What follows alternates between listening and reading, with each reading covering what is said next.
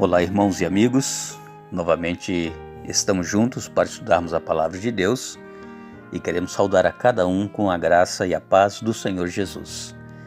Estamos felizes porque temos mais uma oportunidade de estudar a Palavra de Deus junto com vocês e também agradecidos porque Deus nos concede mais um dia de vida. Oremos. Querido Pai, nós te damos graças por todas as bênçãos que nos tens concedido até aqui. Te damos graças por mais este dia de vida e também por mais uma oportunidade que temos de estudar a Tua Palavra.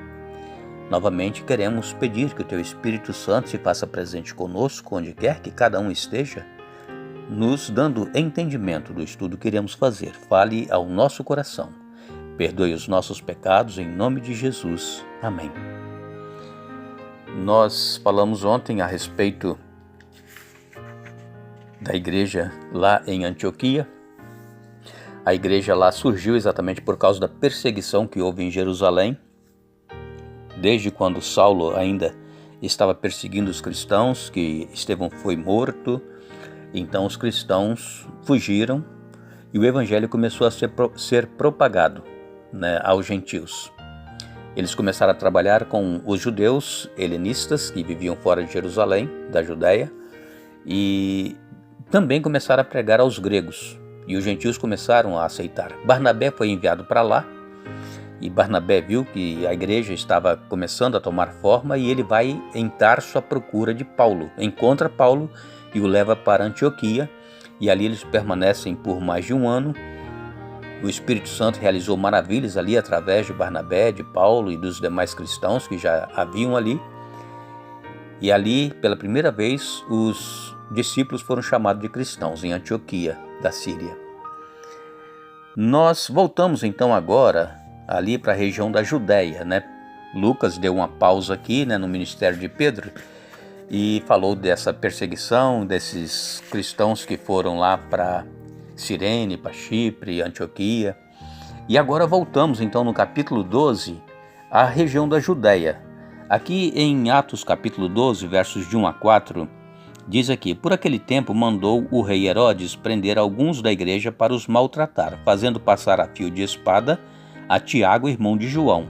Vendo ser isto agradável aos judeus, prosseguiu prendendo também a Pedro, e eram os dias dos pães asmos.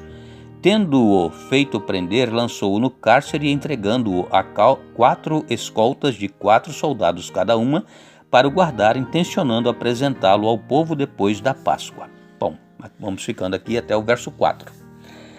Tiago aqui, o irmão de João, aqueles filhos de Zebedeu, que a mãe havia pedido, para que um sentasse à direita de Jesus, outro à esquerda. Tiago então foi morto à espada pelo rei Herodes.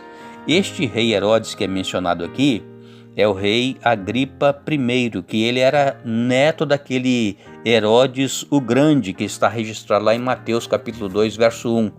Então este Agripa I é neto do Grande.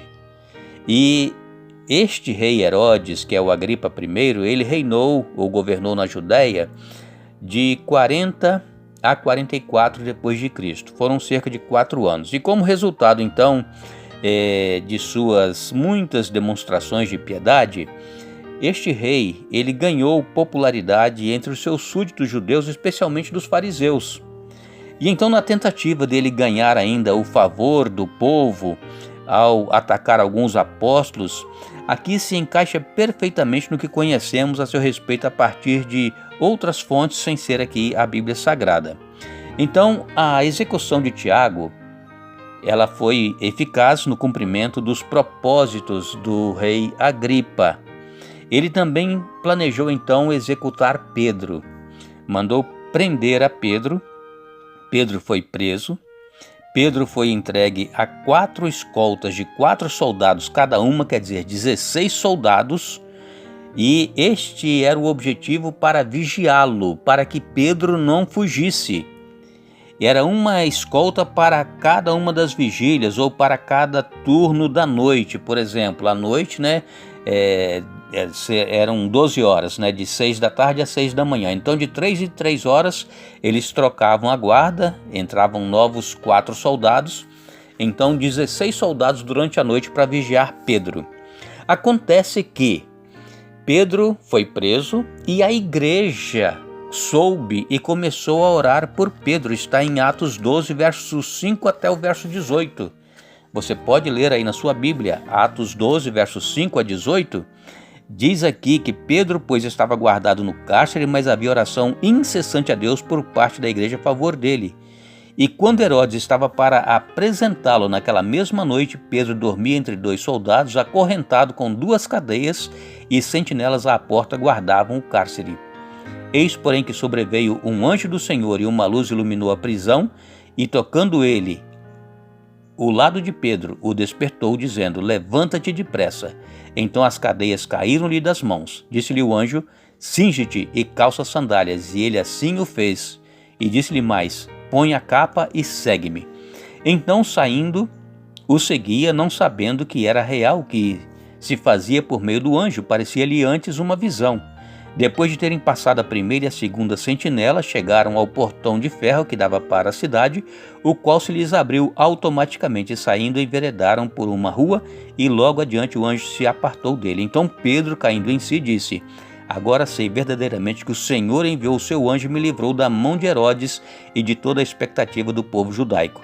Considerando ele ainda a sua situação, resolveu ir à casa de Maria, mãe de João, cognominado Marcos, onde muitas pessoas estavam congregadas e oravam. Quando ele bateu ao postigo do portão, veio uma criada chamada Rode ver quem era.